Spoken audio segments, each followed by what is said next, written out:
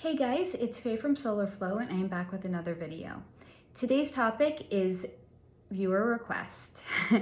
It's gonna be big, it's gonna be bold, it's gonna blow a lot of the things that we thought we knew out of the water, but I know that you guys are up for it. So today is gonna be a jam-packed exploration into time travel, the secret space program, Area 51, as well as extraterrestrials, because they're all connected. So if this sounds like an interesting topic to you, please stick around. If not, I'll catch you at another video. So first of all, why is it all connected? Because what I was very much planning on doing was recording this into 3 separate videos. And I actually had recorded my video on Area 51 and extraterrestrials, and I was like, this is just not right. It's incomplete and it's inconclusive and it's not sharing the full breadth and scope of the information. It's basically like reading a series of books, but you're only reading the first book and not getting to the second and the third. So it all has to be shared together. And it's gonna be a longish video. It's gonna be absolutely worth it, especially since I know that this is a topic you guys have requested, so I know that you guys are interested in it. So buckle up. It's gonna be fun, it's gonna be wild, there's gonna be a lot of reveals, and I hope that it's gonna be as enjoyable for you guys as it was for me to look into it. Okay, so first we're gonna, where to even begin? Okay, so first of all, are aliens real? Duh, la fucking duh. Like, the fact that it's even being concealed at this point by the government is kind of ridiculous. I mean, if you just look at the size of the universe, or the so-called known universe, the odds that we are alone out here is like, come on. I'm not even a mathematician. It just doesn't even make sense. Like, oh, we're the only habitable planet in the entire universe. Okay, sure. So yes, they are real. Yes, they have been here. Yes, we have also been to other planets. All of that is absolutely positively true, and it's still going on an ongoing basis. Now, how this all connects is that there is something called a Galactic Federation, and there are other people on YouTube that talk about this. They can do a much better job explaining what the Galactic Federation is for anyone who is curious in it. I really just looked very superficially into it because I wanted to get like the bigger picture instead of like getting way down in the minutia of things. But what I had actually seen is there is something called the Galactic Federation, and there are many entities from different places all around the galaxy. And they do get together and they do meet on an ongoing basis. You don't have to be there in person to meet. You can actually, and this is another interesting, really cool thing that I had seen, you can teleport your physical body, but not like physically. So you can do like a hologram of your body to another location with your consciousness, but you can still stay where you actually are. So if you think about that scene in Star Wars, where Princess Leia, there's like a little machine and she kind of pops up as a hologram and she says, "Help me, Obi-Wan Kenobi. You're like our only hope." So that's kind of what it is, but that was more like a recording. This is more like where you can actually teleport your physical body and your consciousness somewhere without actually leaving wherever you are. So there's some people or entities that are actually at these meetings with the Galactic Federation. Some of them are, staying exactly where they are, but they're still somehow there without like being there. Now, why is there a Galactic Federation at all? So it's very much written into the stars, so to say, because we're talking about like the galaxy, but karmically, or energetically, there was said to be a certain cycle or length of time in which Earth was going to be operating on one kind of a vibration. But just like it was set to be for a particular time, at the end of that time, there was going to be a upgrade of all of the inhabitants' consciousness and all of our vibrations as well. So they are watching what is going on, but they're not terribly concerned, first of all, because it was written in the stars, so to say, that Earth was going to have this expansive period, and that's kind of like where we are right now, where a lot of people are starting to wake up. They're starting to, it's almost like, if you think about, it feels like we've been under mind control, and it's because we have been under mind control. When people are under mind control, they're a lot easier to control and keep in servitude. So now that we're starting to come out of that, that is very much by design, and it's because we are going through this energetic glow up, so to say. Now, there's also something called the laws of non-interference, which is that the Galactic Federation cannot actually interfere with what is going on Earth. We all, first of all, have free will. So they cannot come in and supersede our free will and to try to take us into a different direction. So that is why there is something called starseeds, though, which is where souls are seeded into and I've spoken about this before, but where souls are seeded into a specific time and place throughout man's evolution and throughout humanity. And that's so that there can be positive influences, but it's happening here on Earth versus it being like an external help, because that will violate the terms of non-interference. So there cannot be help from outside of us. It has to be coming from inside of us. But the star seeds being kind of like seeded throughout is very much done with the intention of kind of like, it's like an insurance policy. It's kind of assuring and guaranteeing that we're going to be evolving in the time frame that we are, like it was written in the stars. So it's an insurance policy to make sure that we are absolutely evolving in that correct time frame and in the way that it was kind of like written in the stars. So that's the Galactic Federation. I just want to make sure I haven't left anything out about them, because I told you there's like a lot of information. Okay. Now, how does the Galactic Federation, or what does the Galactic Federation actually have to do with the secret space program? So to talk about the secret space program, I actually have to go back into time travel. So in the way that we understand that things work here in the three-dimensional world is that there's a past, a present, and a future. But those things cannot exist simultaneously.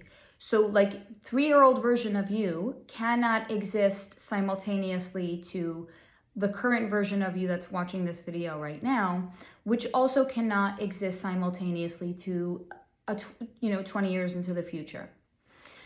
And similar to that, we also have been led to believe that, for example, like past lives are really in the past. But the way in which time actually works is time is not linear. So, but also it can be not linear, but we're veiled. So even though all of those things are happening simultaneously, we're not meant to understand it or experience it or live it. So that's another reason that we're all veiled at this time, because it's something that, first of all, in the current vibration that we're in, it's kind of like a hard concept to understand and to experience. And then also it can really like mess with your head.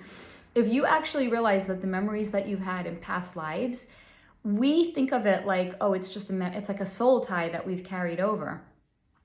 But it's actually, we are not remembering the past. We're getting like little tears in the veil in which we can experience moments from previous lifetimes. So time is actually not, it's not the way we've been led to believe it is, and it's not something that we can fully understand. It was shown to me, and it's not even something that I can fully understand. Because again, we're not meant to understand it. But if you think about time travel, imagine if you, here's a really great way of looking at it actually. So you know if you've ever gone to like a hotel and you can get like two connecting hotel rooms, but there's a door that connects to the other room. And both of those doors need to be open at the same time in order to go into your friend's room without exiting your hotel room, going into the hall and going into their room. So time travel is very much the same way. Except the other room is not your friend, it's a period of time. So think of a clock.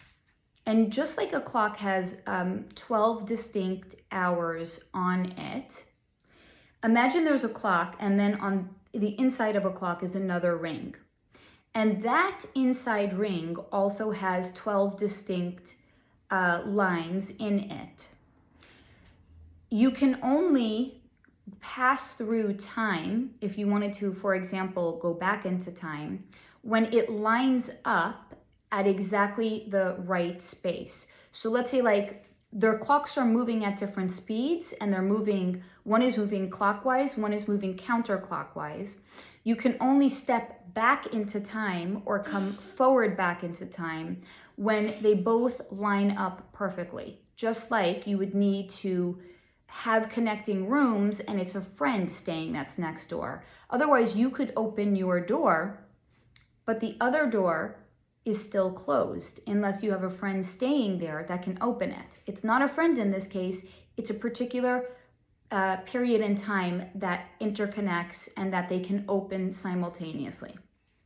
Now, when that happens, there are specific locations where there's, let's say, like these doors, right? Again, going with that hotel room idea. Imagine not every hotel room has a connecting door to the next room. Only some of them do. So if you wanted a room that connects to a friend, you would need to request a particular room.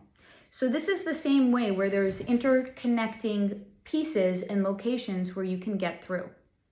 And there's two really good examples of that I was, when I was sitting down to receive this information, came to me. One of them is a movie called Midnight in Paris with Owen Wilson. It's a really, really cute film and definitely recommend seeing it just for like the cuteness factor, but also it proves the point really well. So this Owen Wilson character is going for a walk at midnight in Paris, and there's a particular place if he stops there at midnight, the cars that will pass through there are no longer modern day cars. It's a car from another time period. And he can hop in the car and he can go back into time. And then there's another good movie called Kate and Leopold with, what's his name? He played Wolverine. But that's where he follows someone who doesn't look like they're from his time period to the Brooklyn Bridge. And there's like a portal there that he stepped into to follow this guy, and he comes into modern day times. So it is very much like that. And again, as we have discussed in other videos of mine, Hollywood does reveal things through film to make it seem as if it's unimaginable or if it's completely fake or it's completely fiction. But they have to reveal these things due to the Kabbal's law of karma, which is they have to reveal it to us. Anyway, it could seem like it's implausible. It could be through TV shows, it could be through movies, but according to their laws of karma, they have to reveal it to us. And then in their action of revealing, they are clean, right? They showed it to us, doesn't matter if we believe it or not, or if it seemed like it was implausible, they revealed it. So they're clean with their laws of karma. Now, just like there's these locations that act as rips in time where you can, for example, be at a certain place on a street in Paris and you can get into a car and go back into time. Or there's a place by like the Brooklyn Bridge where if you step into it, you can step into another time period. There's other ways as well in which was accidentally discovered. And the way that it was actually accidentally discovered was there was someone named Nikola Tesla. And he actually has been depicted in another movie that was another great reveal. I think it was called, I want to say The Illusionist. Also, Hugh Jackman. He's the one that played the Wolverine, and he's the one in Kate and Leopold. He was also in this movie, I think, called The Illusionist. And that was with a fictional version of Nikola Tesla, where he had invented a machine that creates copies. So it could be a copy of a person, it could be a copy of a hat, whatever it was, there was copies that were created. And that's probably can be a really good analysis of a movie for like another video, because there's like a lot to unpack there. So if you guys actually do watch that movie and you're curious in it, comment down below. Let me know if you want me to do like a deep dive into that one. But so Nikola Tesla, for anyone who doesn't know, lived, I think, somewhere in like the 1800s. He was brilliant, not by accident. He actually came here like a starseed to help us evolve, but because Earth's vibration was not as high at that time, he did get involved with some shady characters who actually ended up like stealing all of his stuff, suppressing all of his inventions, because he was basically, he discovered like free energy and things like that. But he basically died, so-called died like broke. But a lot of his stuff, he had like chests and trunks full of information. And again, you guys know I don't research my videos, but I remember reading a couple of years ago that Trump's uncle actually got possession of these trunks. Now that's kind of interesting. So in those trunks was, and I can't even claim that I understand the way that it works because I do not. But in those trunks, you could send things back through time. So for example, you could put a letter in that trunk, dated your date, but dating where you want it to go. So let's say you wrote a letter and you put the date, August 10th, 1891. You would put it into an envelope, and on the outside of the envelope, you would put the date of where you want it to go. So let's say you wanted to go from 1891 to 2015. So you could then, on the outside of the envelope, you could put whatever date, September 10th, 2015, close the trunk, and then almost as if it was instantaneous, the trunk would get the letter there, and then you would get a response letter back to you at that current time in 1891. And I thought that was really interesting because I actually started to think about, well, if that's the case, you could send newspapers back in time. Even if it was a couple of years, like let's say you wanted to send newspapers from like 2020 back to like 2015. And then you could actually see into the future because you had newspapers from the future. And then you would have insight into how certain particular events would roll out and how they would actually take place because you would have newspapers. You could do the exact same thing. You could send like a video recording back in time, like a VHS or whatever it is. You could send not just papers. You could send like electronics that we would have here in our modern day and age, put it in the trunk, send it back in time with directions on how to use it. And then anybody back in time would be able to set it up and then see, like as if they would have a crystal ball, they would be able to see into the future because you would be capturing things that were happening in real time and sending it back into time. So if it seems perhaps as if somebody might have what we would, and I think that, there's a lot of terminology that's been thrown around about it, like looking glass technology, and things like that. This is, and I have kind of seen things like that in other videos as well. I know in my video in like Afghanistan, I saw that there's like looking glass technology in some of those caves. It's not as clear and precise as this is, because this method and terminology is where actual events are being captured and are being relayed back into time. So this is a much more effective way of actually transmitting information through time. So I thought that that was very interesting. But yes, absolutely, like time travel is real. You know, these movies in Hollywood where they're showing it, where they appear to be outing it, they are showing it, they are outing it. This stuff is real. And I can't say that there's like one particular street in Paris where if you go there, you will literally go back in time. I can't say if there's like a place by the Brooklyn Bridge. There are rips in time though, where one can, it's like a wormhole. Look at it like a wormhole. There's wormholes in space.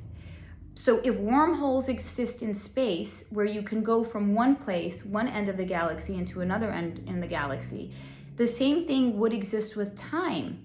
Because again, time is not linear. So if you want to think about it, the way we understand time to be is that it's a straight line. Past, present, future.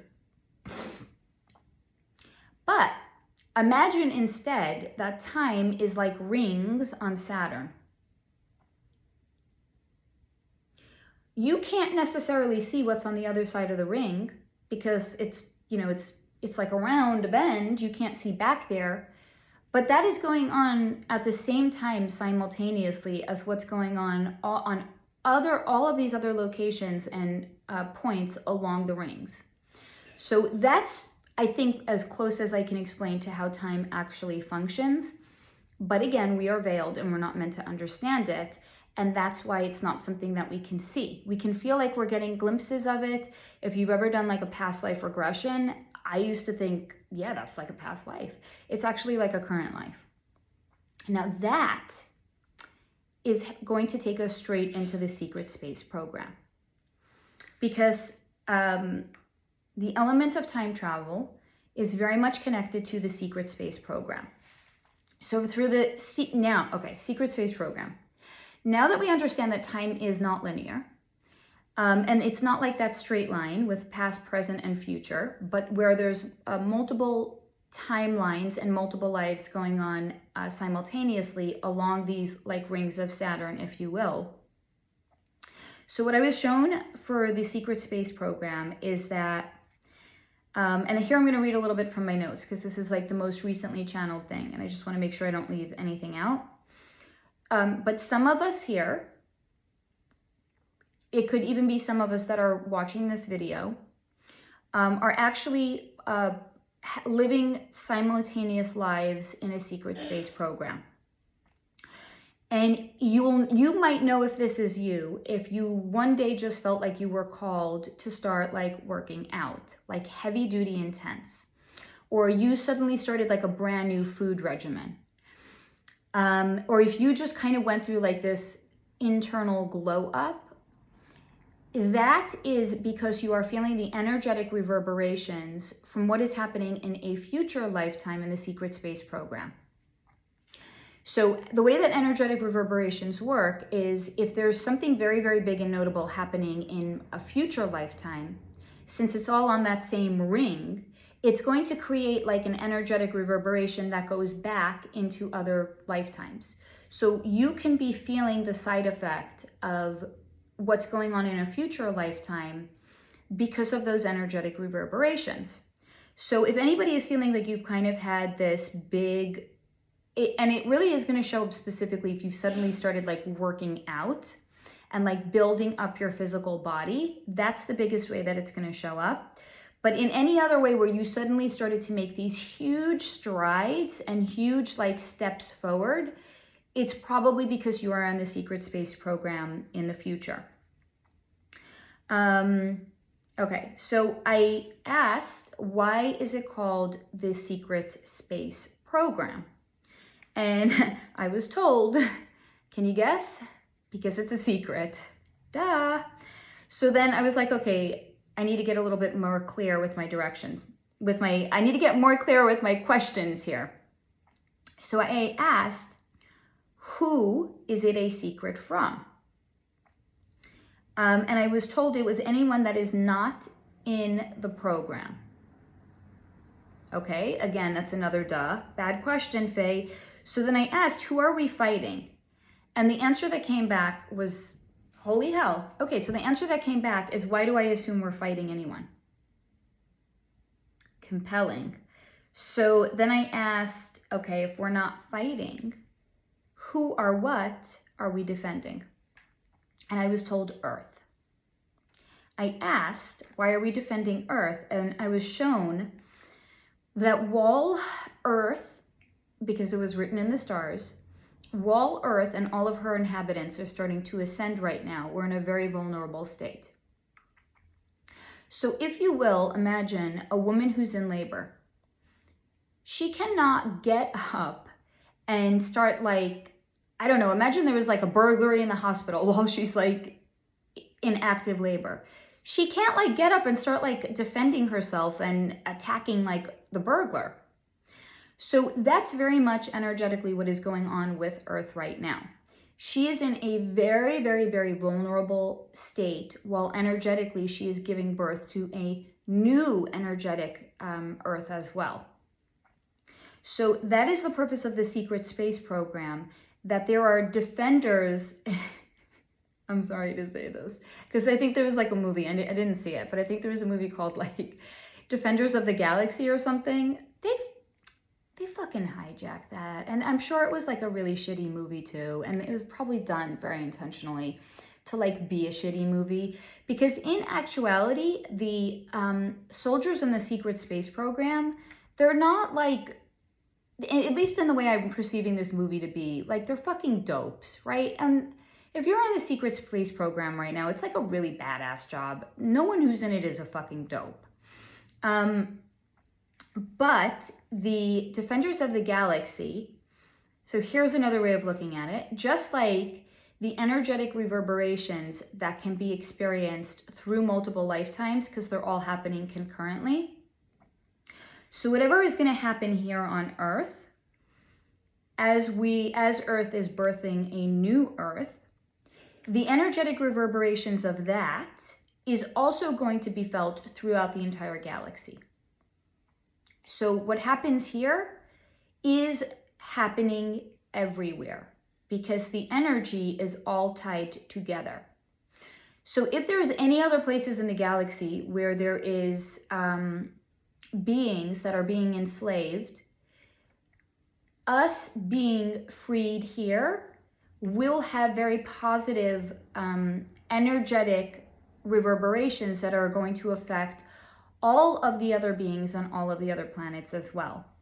So the members of the secret space program are really defenders of the galaxy, but not dopey. Not dopey like at all. Now, what I was also shown is the veil right now is even thicker than it has to be before.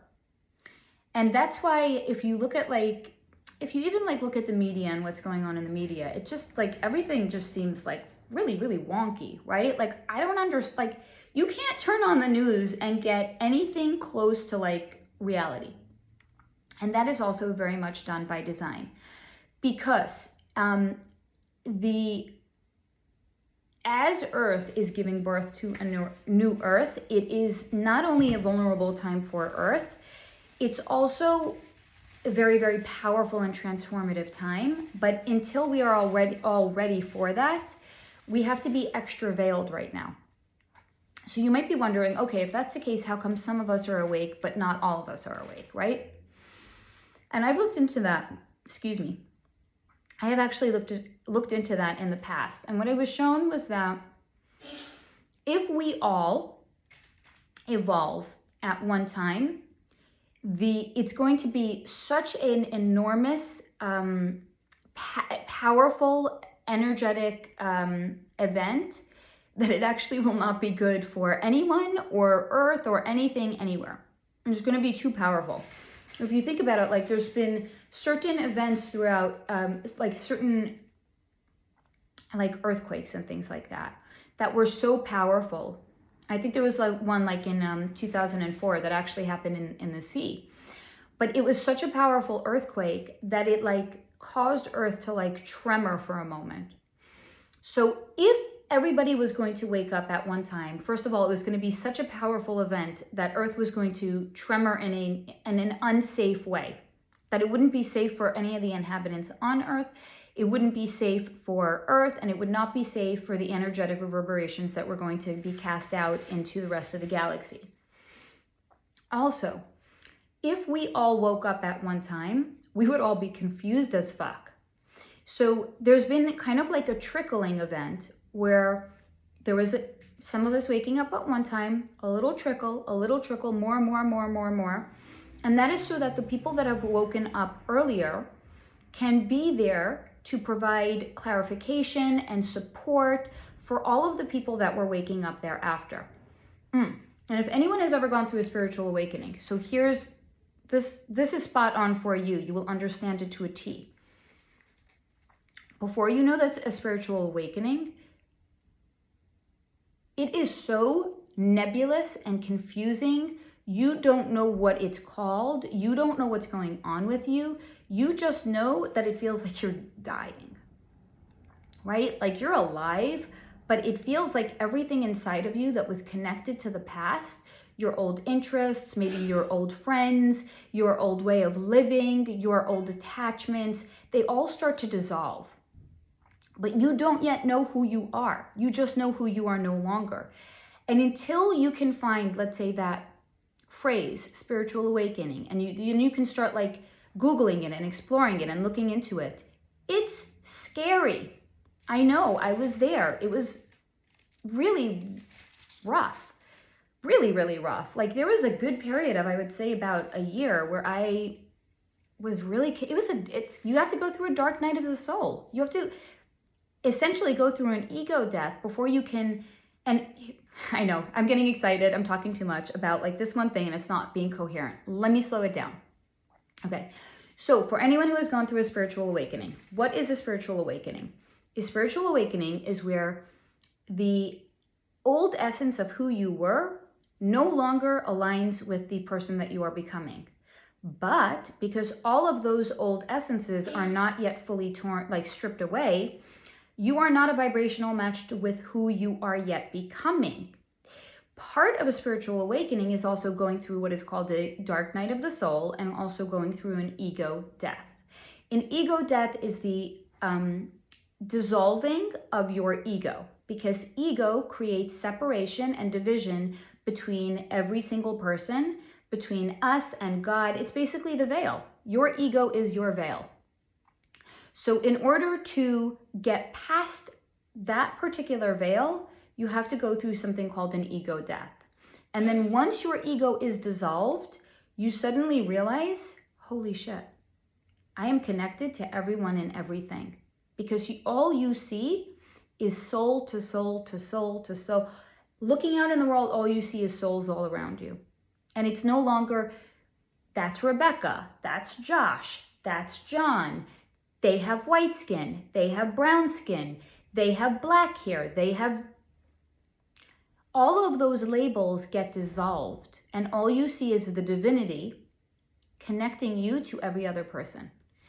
So, but the process of getting there is awful. Now, imagine if everybody on Earth went through that experience at the same time. How traumatizing that would be. It would be, I don't even want to think about that, because there would be billions of people literally walking around confused as fuck, not understanding what's going on, not even knowing where they're going. There would be no one there to show them the way. There would be no like Google to be like, it's okay, it feels like you're dying, you're just being reborn. So the reason that this is all happening, where people are waking up kind of like in little shifts, is so that the people that have woken up first can kind of find their footing. It's like climbing a mountain. If everyone climbed the mountain at once, there would be no room at the top for anyone. It would be just too crowded, right? So the people go up the mountain first, they find their footing, they're able to like map the path and tell other people, these are the best paths, this is the best route. Here, give me your hand, I'll help you up. So if we all woke up at once, there would be nobody who was there to help us, guide us, show us the way. So it is happening in little shifts, so that way there are people who are ahead of us that can help us find our way. And then once we know, we pay it forward. So that is why everybody is waking up in different shifts, so to say. But I have seen it, in case you're wondering, yes. Spoiler alert, everybody wakes up. Everybody has to wake up. They have to wake up because in order for them to be an energetic match for the new earth, in order for that veil to come down, they have to be at a certain vibrational level. If they're not, the veil is not going to be able to come down. So if you're curious why it seems like there is a lot of people that are getting sick and crossing over at this time, and I did talk about this, I think, in my video on med beds, they had a soul contract that they did not want to experience or go forward into the new earth. Not at this time anyway.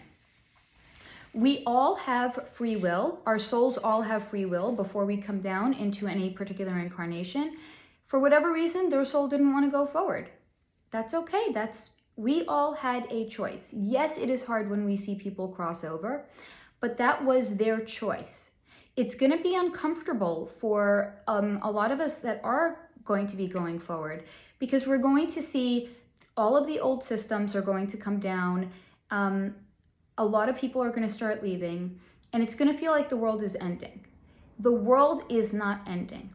All of the old systems are crumbling down, and that is also the veil dissolving. And anyone who has had a child knows the birth pains right before your baby comes out are the worst. That's the time, and I remember saying this when I was in labor. I was like, nope, I'm done. I don't want to do this anymore. I want to get up and I want to leave. And I meant it. I wanted to stand up while I was in labor, and I wanted to leave the hospital. I just didn't want to do it anymore, because it's a very vulnerable, disorienting, out of control, vulnerable state that a woman is in. And it's hard. We don't want to go through it. We want to literally, I wanted to just get up and go out and go to Starbucks and get a coffee, I'm done. So again, take that and magnify it. That sense of being done. I don't want to see what is going on in the world. I don't want my beliefs challenged in a way that's going to make me feel extremely uncomfortable. Because the more ingrained we are in the three-dimensional, the harder it is to see all of the so-called comforts that we have had in our life that actually have been forms of servitude and have kept us down. But it's very hard to see all of that stripped away. It's going to be a very, very challenging time for a lot of people, and they don't want to. They are not going to want to see people leave. They are not going to want to see old systems fall down. Can you imagine how all of the doctors in the medical industry are going to feel when the medical industry has to come down? But it's, again, to make room for better things to come. If the medical system doesn't come down, med beds can't come. If the governments in which we know it right now don't come down, then all of the corruption that is woven into the fabrics of it cannot come down as well. So even though it is for our benefit, ultimately and in the long run, it's going to be really, really scary before we get there. And not everybody wants to be confronted with that. Okay, let's move on from there. So we talked about Earth is giving birth to a new Earth. It's a very vulnerable time for her. And that is why there is the secret space program. It's to protect her and to keep her safe while this very, very vulnerable, energetic time is happening. And again, that's why the veil is super, super thick right now, right? We're not meant to see Earth giving birth to a new Earth. But the way that it was actually shown to me, that all beings, and I think a question came up actually from one of my viewers. Is it Julia? I think it's Julia. She had, there's more than one Julia. So Julia, if you ask this question, you know who I'm referring to. But she asked which beings might be helping at this time. And I, again, actually didn't see that there's any beings that are helping at this time for a couple of reasons. Number one, it's written in the stars. They don't have to do anything right now other than just make sure everything is on course. Number two, they have laws of non-interference, so they cannot interfere. But the way that it was actually shown to me is, imagine a scene in a hospital where a woman is in active labor, but her family is all in the waiting room, and they're all waiting to hear, like, how did it go? Is the baby born? Like, maybe they didn't know what gender she was having. Is the baby okay? Is she okay? Was it a boy? Was it a girl? They're all waiting in anticipation in a waiting room. So very much that's the way that it was shown to me, that all of the other beings across the galaxy are all watching in anticipation, as if they are in a waiting room, close, but yet removed from what is going on with Earth at this time, and they're waiting to hear what is going on. But they're not too terribly concerned because it was written in the stars, and evolutionary-wise, we are definitely due for like this big shift. So it's coming. I've said so many times before, like, nothing can stop what's coming, because it's true. Nothing can stop what's coming. The old systems, the old cabal are, yeah, they're going to be displaced for good. All of the beings on the astral realm that are not benevolent, I think it was Amber, thank you, Amber. But all of the beings that are not benevolent or beneficial for humanity, they're also going to be disappearing. So very much there's a huge energetic shift that is going on in the world right now, which is why we have the need for the secret space program. Okay, let's see what else. Also, all of the portals that we have previously had access to have been closed down, at least temporarily. They've been closed down because they don't want darker entities having access to come into Earth right now, because that's going to mess with our energetic upgrade. So they're trying to definitely keep like the denser, lower energy entities from coming back. So all of those portals have been shut down so that they cannot come in. We don't want any unwelcome visitors coming in. And then there were some vulnerable places that have also been fortified. So again, they cannot come in. Okay, so the veil is extra thick, which is why there's so much confusion right now. We've been told there's going to be fog of war. Boy, is there fog of war. Like, it's just next level fog of war. Okay, so I think that kind of covers the secret space program. That some of us are in the secret space program. Some of us watching here, it's definitely anyone who's alive right now and who's awake. Like, it's not going to be somebody who's like sitting at home on their sofa, 600 pounds, eating Kentucky Fried Chicken, grease like all over their shirt, with like 100 cats running around and like a litter box that haven't been changed in weeks. No, it's not going to be that person, because they are not an energetic match for the state that they will have to be in to participate in the secret space program. So it's anybody that's awake right now, not anybody. People that are awake right now that have experienced some sort of monumental or very notable glow up in their life, they are the ones that are in the secret space program. Okay. We talked about time travel, that there's rips in time, right? There's certain like locations where you can hop back into time. And I actually shared like as a post, which kind of like led me to understand how all these things are connected. There's a picture of somebody in like 1940s, and it looks like he's like holding a cell phone and talking on it, right? Like, you know the way you hold a cell phone and you talk? But the cell phone is on the other side of the camera, right? So if someone's holding a cell phone right here and they're holding it, you would see that it's a cell phone. But the picture was taken from this angle and they're holding something. And like, I was trying to figure out like, what else would you hold up to your ear that way? I can't think of a darn thing. Like, what is it? A little like clock? Why would you hold a clock up to your ear like in the middle of a busy street, you know? And that's again very much because there are rips in time where people can go back through time. And yeah, let's just leave it at that. I think I explained that very, very well. Okay. Yes, there's wormholes or shortcuts back through time. Time travel is real. Come on now. Okay, now let's talk a little bit. We're just going to touch a little bit at the end about like the extraterrestrials and Area 51. So, yes, they're all real. Come on. Come now. There are portals that they have been able to come through into the past, but again, those have been shut down now. They have been able to come through. I was also shown that crop circles, and for anyone who's not sure what a crop circle is, they're throughout, I would say maybe like the last 20 years or so, like every once in a while there would be something like notable on the news, like in England, in a field was found to be a crop circle, and it must have been made with like exact precision because like the circle was, I don't know, they go into all like the details of like scientifically how it was like with such precision. Okay, so that was actually made by our intergalactic cousins. It was done as like a little calling card. It was like a way of like, hey, those of you that know that we're real. Hi, this was us. We did it.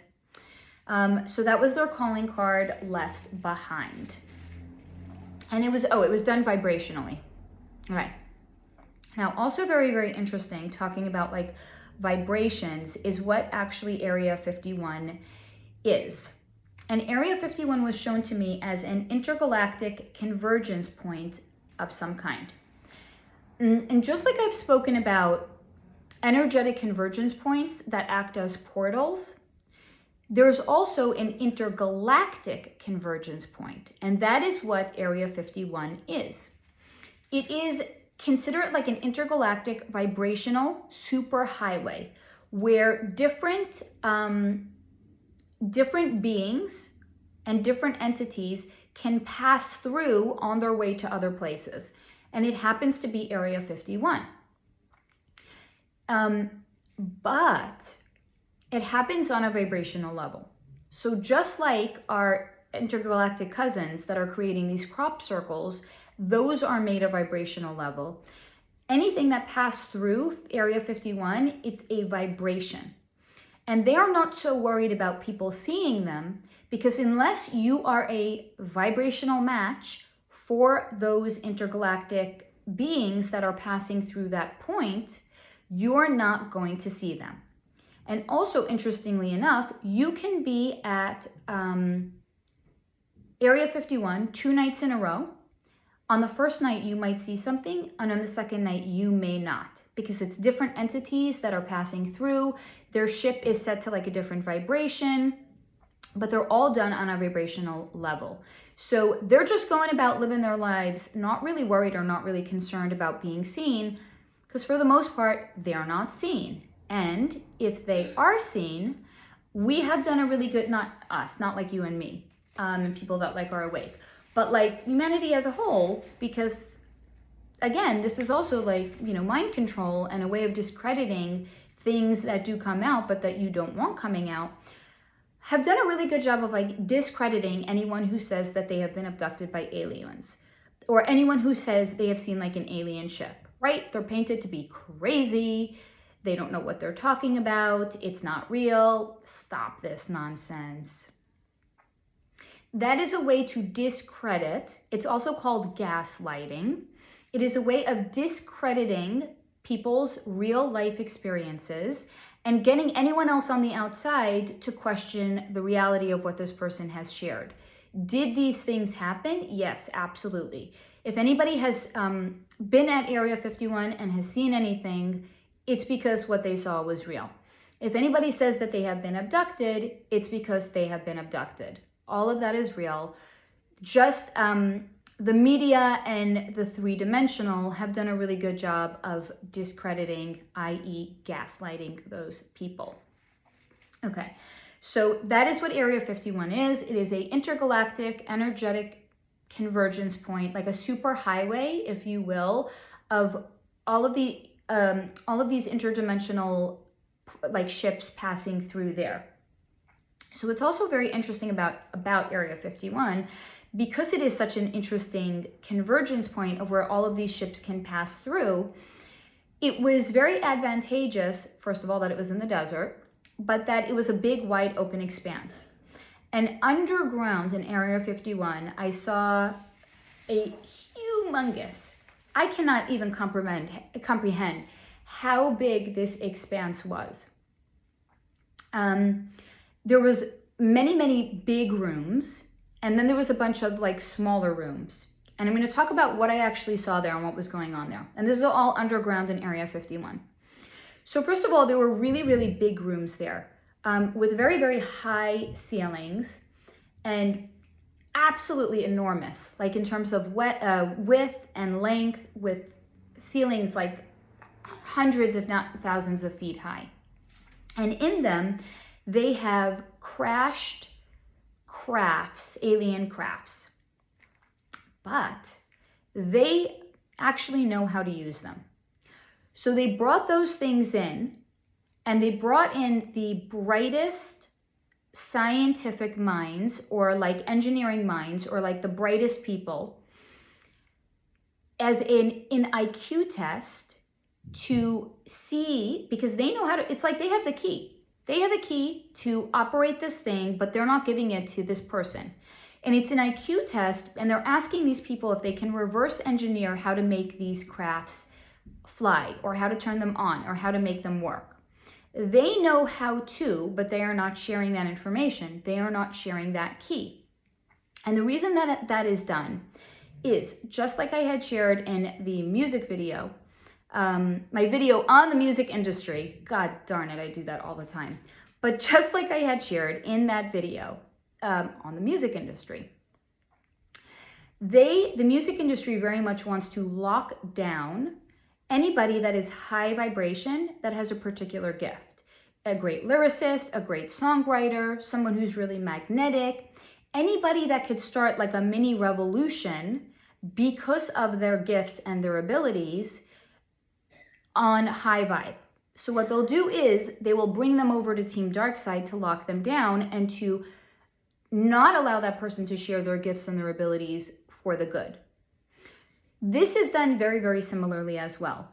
They're taking the absolute brightest minds, and instead of releasing that person into the wide world where they can explore and they can maybe create things, anything that's for the benefit and the evolution of mankind, what they're instead doing is they're bringing them here. They have them sign NDAs up to wazoo. And then if this person ever breaks like their contract, or they speak out about it to the media, and this has happened, you can go back and you can look, they will wipe that person's entire history working for any corporation that's connected to them to make it look again like this person is crazy or they're making it up. But it is done all with intention, and it is done all by design to take those incredibly bright minds away from pursuits that could help humanity evolve. Because if you were a slave owner, the last thing that you would want is an uprising. You would want your slaves to be in servitude. And right now we are very much still, even as we're evolving, we're still very much in servitude. So they were locking those minds down away from any other place where they could contribute to humanity. So that's one thing that I actually saw underground in Area 51. Those were in the really big rooms. What I also saw, and here's a little bit of a reveal actually, there's a scene, and I spoke about this in one of my other videos, and the medbed video. Guys, just go back and watch all my videos if you haven't, honestly. There's like so many gems, and everything is interconnected. In one way or another, everything, because it's all about what's behind the veil, and it's all about vibration, and it's all about energy. They all connect. Just go back and watch all of them, okay? But just like I had mentioned in my video on med beds, there is there's a scene in one of the Indiana Jones movies with the Ark of the Covenant where anyone that was not like a vibrational match for the Ark of the Covenant, like they died. And in the end of that movie, there's a scene where the Ark of the Covenant was being packed up into a crate and it was like sent to a warehouse, and it was a big ass motherfucking warehouse, like rows upon rows upon rows of just things in boxes. That's kind of what's going on in Area 51. I didn't see the Ark of the Covenant. I did see some other very, very interesting things though. Really interesting things. So what I actually saw, and I want to get the terminology right because, okay, they're keeping organic artifacts and also anomalies. So what that means, what's organic? Organic is anything, I think this is what it means. I mean, it's not like organic food, but I think organic, organic material means something that's alive. So organic material would be something from nature, like wood or flowers or something like that, right? So organic artifacts are living artifacts. And what I saw underground in Area 51 is werewolves, they're real. Vampires, they're real. The snake from Adam and Eve, it's real, it's there. Because just like we're saying, and that's why I saved this for the end, to set all of that up in advance about time travel. You're maybe thinking, but that happened thousands of years ago. How could that be? That snake, there's no way it would still be alive right now.